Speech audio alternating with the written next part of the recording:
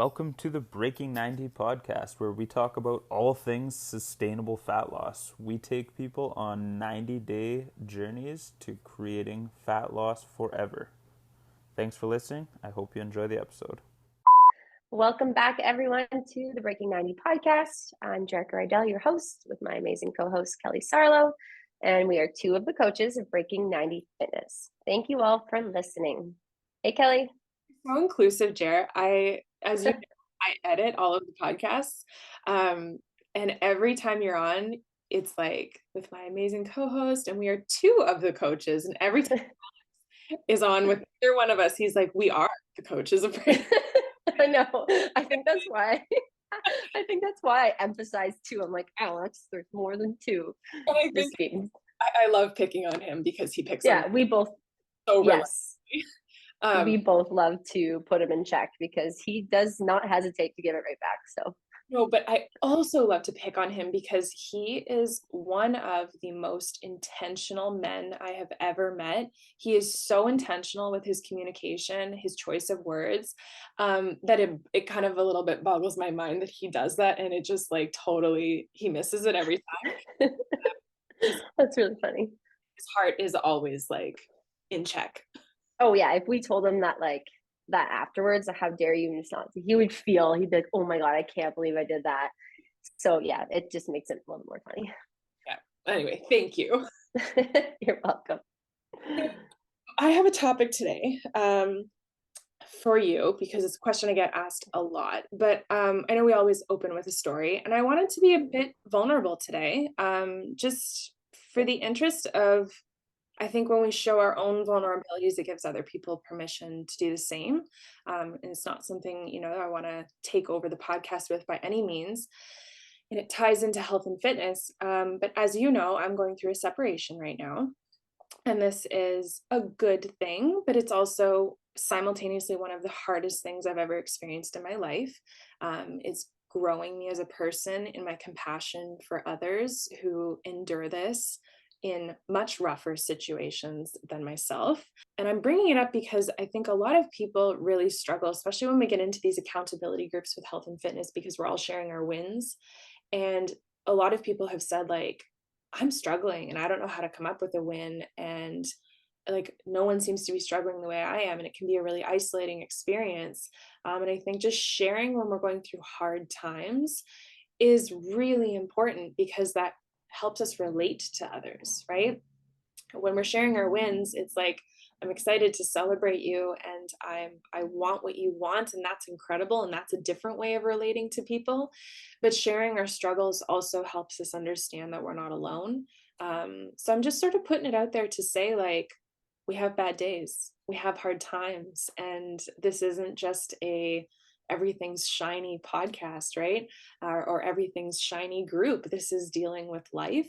And then just tying it back to health and fitness. I don't know what I would do without the gym right now. And I think like I wanted to bring that up for people because we're not just talking about these topics because we want you here to join our program and be one of our clients. Like, that's not the intention. It's to expose people to a beautiful, healthy life for themselves. And I can speak to going through one of the hardest things, that health and fitness, and that dedication to it is something that is keeping me literally alive. Yeah. Right? Keeping your brain as healthy as it could be as well at this point.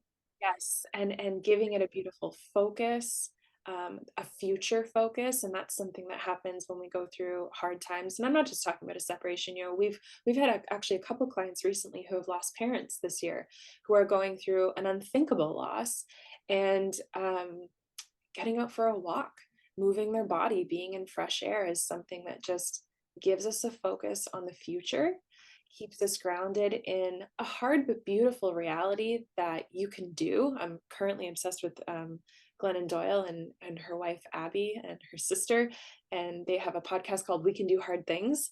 And I just think like health and fitness puts us in that mindset of like, okay, yeah, this is hard, but I can do this. And I want that for people. So that's why I'm sharing. I love that you brought that up too, because not, I guess that recently, but we weekly, like you mentioned at the beginning of this podcast, we ask our clients on our group like, what's your win? Tell us about your win for today or this week. And, since especially you with your mindset component, we really start incorporating, what are you struggling with this week? And that's exactly kind of what you brought up in the beginning. It's like, it's not just about celebrating the wins, which we love to do no matter how big or small. A win may just be getting up to my alarm today. Like, that could just be, maybe I won because I got up to my third alarm and not my fifth alarm. Like, that's still a win, and we still celebrate those, but making it more real. Like, what are you struggling with? And then writing it and showing that not just the coaches are here to help or listen or whatever you're needing at that time, but other people are going through possibly these same struggles or have been through it and are willing to help. Like, this community we've created in our Facebook group, our members group, and as well as these coaching calls that we get our clients on, and we just talk about things like this in more in depth. It makes it such a reality, and like you said, very inclusive. So I'm glad you brought that up. Yeah, and the connections that come out of it, right? And it's not that we're sitting here listening to sob stories and giving airtime to people. It's not therapy, right? A way for people to connect and relate. And I think when we don't do those things, we create an isolation for ourselves. And health and fitness is just one of those things. However you're choosing to access it, that creates connections in the brain, in social circles, and body and mind, which is so important. So I just wanted to kind of put that out there, and hopefully it sits with someone's heart today and says, like, okay, I'm not alone, and I can do hard things too. I love that. I love that the gym's been like a pillar for you, because I don't know if you mind me sharing, but you've kind of, you've done home workouts, you've done lots of walks. Like, Kelly hasn't always had this relationship with physically going to an actual gym. So for me to hear you say how much that's become a part of your routine and how much you need that right now, that leaving the house physically, that letting out whatever sort of steam or releasing, getting some endorphins going, whatever that gives you, it's pretty amazing to hear that you have that relationship now at a point where you probably need it the most. So I'm really excited for you. Yeah, the effects that it has on taking down anxiety is just incredible. And I think people forget that because we want to cradle our anxiety when we're experiencing it, right? And not exacerbate it, when in reality, moving and giving ourselves that focus is the very thing that can take it from a 9.5 out of 10 to a 9. And when you're having a panic attack, the difference between 0.5, right? Being able to breathe and get to your car or whatever it is that you need to do. So I hope people think about what they're offering themselves when they are high with their anxiety or going through difficult times too. Yeah, good reminder that you are capable of, really just picking up one of those dumbbells, like, that just gives you that I am strong feeling, right? And then the rest of your day, you're like, yeah, I'm strong. Yeah. Whatever it's just so cool. I love it. Okay, so thank you for giving me that airtime. This topic, like I said, I get asked a lot. I'm not really sure how to handle it, so I thought you'd be the best person to go to. And I want you to take it in any direction that you feel is appropriate. It's basically like, people come and say, like, okay, well, what's the most important meal of the day? And I'm like, yeah, you should book a call with Jer. And the reason I'm directing this towards you is because you may debunk this. It might be a debunking episode of there isn't. Let's talk about why all the meals are important. It might be which one it is, when people think, or the tradition has been to say, like, breakfast is the most important meal of the day.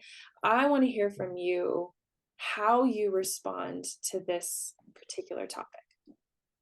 Now, can I just ask you a bit more context?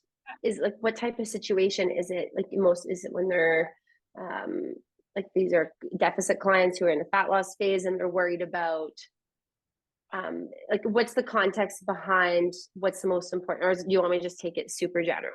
I want you to take it in all, because you just brought up things that I didn't think of, which is another way of approaching this topic, right? So is there a most important meal of the day that is geared towards fat loss versus when you're strength training and gaining? Okay, so I'm going to start with the classic trainer statement of it depends. I think you're going to hear, if you're talking to most trainers or most nutritionists or most whatever type of coach, you're going to hear the word it depends all the time. I'm going to preface by doing a general, there isn't the most important meal of the day.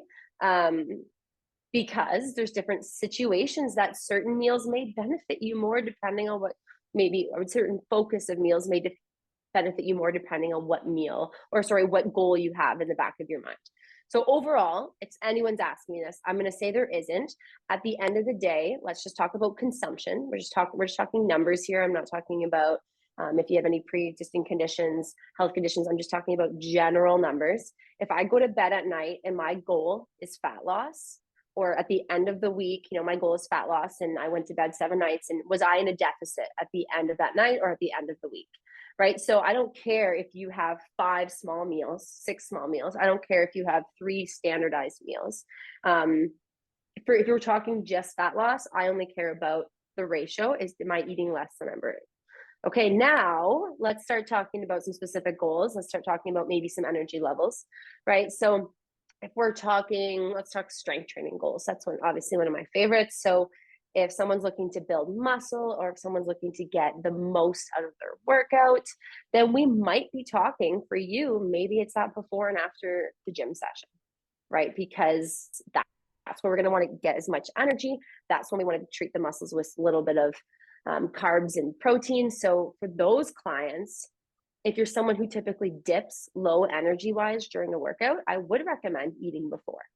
Whereas some people love to exercise fasted. I'm one of those people. I wake up at 5 a.m. I'm at the gym working out for 6. I don't need food before, right? I don't notice an energy dip until I'm done my workout. And that's, for me, my post-workout meal sets the tone for me for the rest of the day. If I'm ensuring that I'm getting a good protein source, a good carb source, that full macro meal to make me full and not feel like I'm shaky or depleted the rest of the day. So for me, if you're someone who doesn't need food before, I would recommend that post-workout meal. Make sure you're satisfied, full, and you're not leaving that meal depleted, so that the rest of the day, all you want to do is snack, right? Because that can set you away from your goals. Now, just on the other side, if you're someone who loses energy big time before a workout, but the workout's still really much a priority and important to you, then eating that 30 to 60 minutes, some type of carb source before your meal can really help that. Protein, if you so choose to add that in, but making sure you get a little bit of energy before, that could really help. So if those are your goals, workout wise, that's where I'd start. Now, let's say, I'm trying to think of another situation. If you're at work and you're someone who always gets that 3 o'clock snacks, I don't even know what to call it, the munchies, the 3 o'clock munchies, the 3 o'clock low, or you want to nap or snack completely. I know this is a lot of you listening. Then I would say breakfast or lunch would probably be your most important meal of the day. To hopefully set you up to avoid that 3 o'clock munchies that you're getting, or lull. Most often people, typically, especially the women we work with, we have families. And so typically your dinners are your more calorie dense meals, because you're cooking for your husband and your kids, and you're incorporating all the things the family loves. So you might be eating a smaller breakfast and a smaller lunch, in keeping in mind your fat loss is your goal, but you want to make sure you're enjoying everything with your family. The reason I have an issue with this, and the reason I'm saying that lunch should be your priority, is just to prevent that afternoon snacks, that picking thing, the grazing that we just grab when we walk by the office and something's sitting on the table, and that doesn't count, but when in reality it adds up. So making your lunch your bigger meal and a lighter dinner can really help prevent that, so that you're more full in the afternoon as you head into that dinner with the family. I mean, I could just keep going in scenarios, but I'll let you talk. Actually, I need to keep going. And one of the things I'm thinking about is like maintenance phase. So if I'm in a maintenance phase, I'm not looking to gain or lose, like, is there a most important meal of the day? I would say no. I would say with a maintenance phase, you're typically eating as much as you're burning. You're a little bit more free, we'll say, free with your foods. You're not as restrictive when we're in a fat loss phase, when we're trying to be a little bit more conservative and eat a little bit less. So when we're in those maintenance phases, as long as your energy is good, as long as your sleep is good, your hydration's up. And I said 6 meals, 2 meals, 1 meal, it doesn't matter. But it's always coming back to those parameters. If your energy is low, like I mentioned, we talk about adding in more food in the earlier portion of the day. if your sleep is affected, now this is something that's really interesting. You might want to play around with that dinner meal, because some people are eating too close to bed or too much before bed, that their body's still trying to digest and process, and that actually elevates our core temperature. So we're not really in that rest and digest state before bed. So we might need to play around with that dinner and maybe make that, like I mentioned, that lunch a little bit bigger and the dinner a bit smaller. Or if you're going to bed starving, eating a bit, like there's, like I said, I can go back and forth depending on the scenario, but they do all come back to those checking in with yourself and those parameters about energy, sleep, hydration. Geez, is my mindset even in the right place? Like if you're in too low of a deficit, you're gonna get that brain fog. Like if your maintenance, let's say, is 2,000 calories, but you're only consuming something absurd like 1,200 calories, the first thing you're gonna notice is brain fog. You're not going to feel like yourself. You're not going to be thinking critically. You're not consuming enough just to even get through biological processes.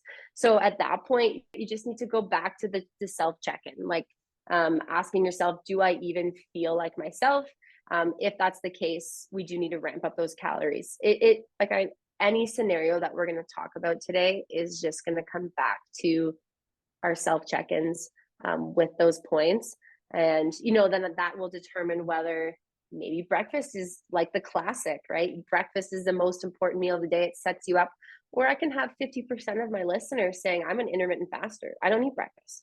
And that's amazing. If that works for you and you don't have energy dips, you don't feel lightheaded, or, your blood sugar, all those things, like if you feel good, then that works. Then move on to lunch. And maybe that's your most important meal of the day.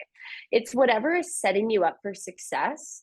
If eating high protein, high carb, or eating a salad, like, again, it doesn't really matter. And it's going to be, it depends. But as long as you're not putting yourself in a position where you're not eating enough to the point where now you're binge eating at the end of the night with all these snacks or what have you, then that's where we would start tweaking what is their, in quotations, most important meal of the day for you specifically. I love this.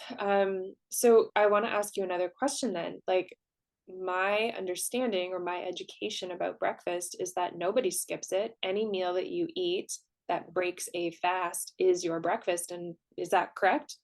Right. Yeah. So breakfast by definition is whatever food is breaking your fast, from the fast being how long you ate since dinner till your first meal. So correct. I think society just makes it be like it's got to be eggs, oatmeal, this. So when I think breakfast, I'm like, oh, am I eating any of those foods? When in reality, you're absolutely right. It could just be whatever is that first meal of the day. Up to you how you want to tackle that first meal of the day. So I know I have a friend who eats like dinner for, it's basically like a chicken breast as their first meal of the day, where I'm a huge breakfast fan. So I'm looking forward to eating my eggs or oatmeal or whatever it is.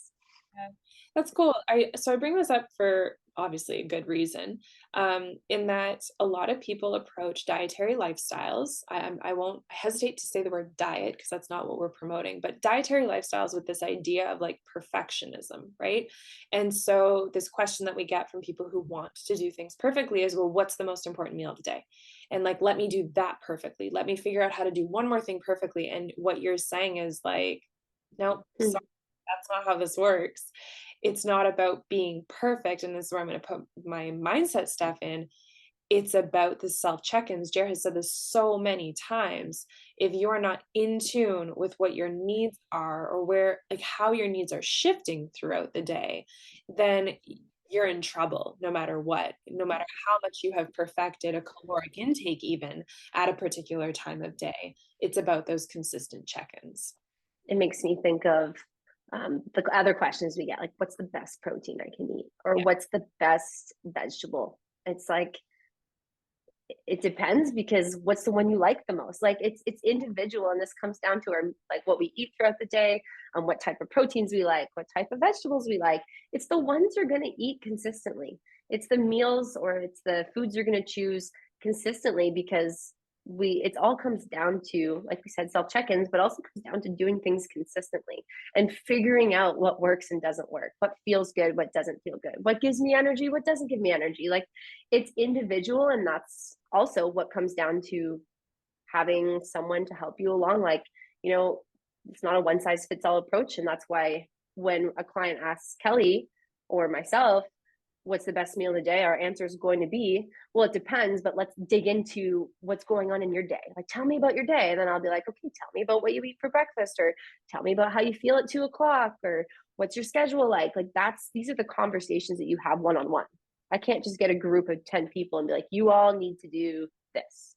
Yeah. I love that. And you're bringing up such a beautiful point that I didn't anticipate.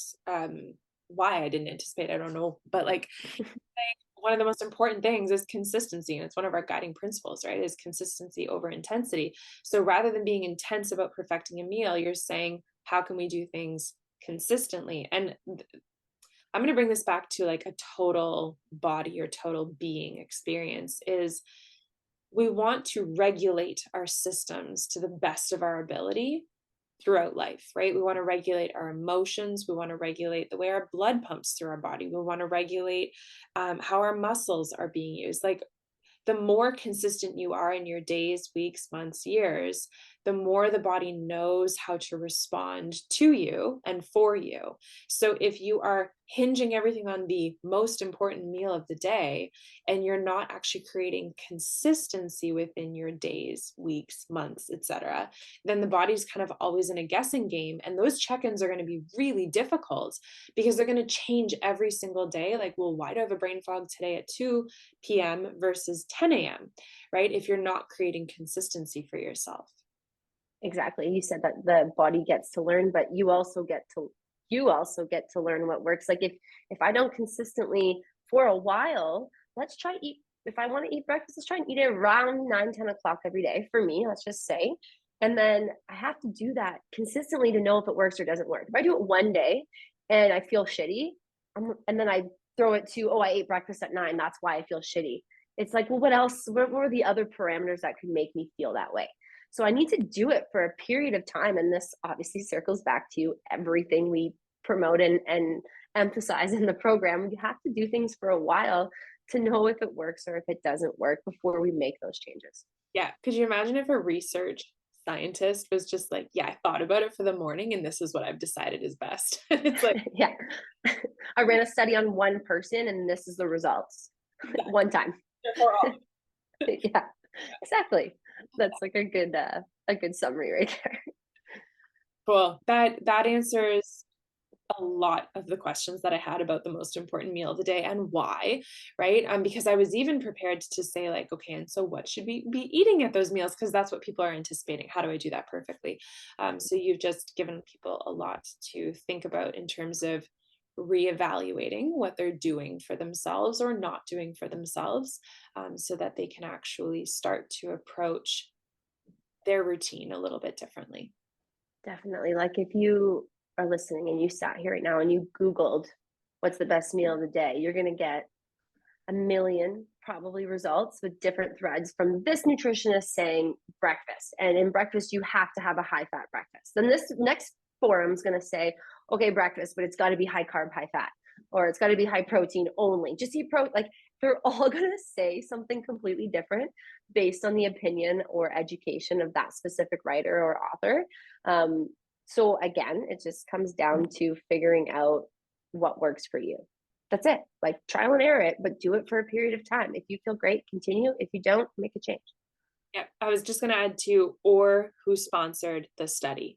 Yes, big one. Like, and this is something that, you know, you learn in different fields of study when you're going through university, like who funded the study, because they are likely pushing it that they want you 100%. To buy. Yeah, it could, yeah. If the ad says, or the ad, if the article, sorry, is the word I'm looking for, says eat high protein diet first thing when you wake up, and you scroll down, it's like sponsored by this protein company, and then throughout the page there's ads on buying this. It's, yeah, you gotta take those things with a grain of salt. Yeah, cool. Awesome. Did a really great service for individuals today who were willing to listen to that and leave the idea of perfection behind and really understand, like I have to look inward, and I need to realistic with what like I said, I'm doing or not doing, and study myself over a period of time to learn about myself, which is hopefully what everyone is doing in this health and fitness journey, no matter where you're at. Awesome. Great topic. Thank you. Yeah, heck yeah. So can I leave him with a tip? Love it. My tip goes back to my story. Lean on your people. So many of us have a difficult time asking for help, and I think we also come by that very honestly. If we've been disappointed in life many times, we learn to rely on ourselves for a number of different reasons, but we need to lean on one another as much as we possibly can, where it's safe, right? I think people can feel out who in their life is someone that is safe to lean on, but I hope that you guys build that into your practice to cultivate a larger social circle too. We are social beings, and we see this all the time. The people that come through our doors, the ones who have a larger circle of support, always see better results, right? So if we are leaning on our people, if we are enrolling them in what we are doing, or just at least talking to them about what we are going through, on average, we're doing a lot better. I love that. Awesome. Well, thanks for listening, everyone. Again, please screenshot where you're listening us from and post it to your Instagram, Facebook, any social media. Tag us and tag someone who would love this topic. Thanks so much. We appreciate you guys more than you know. Have a great day.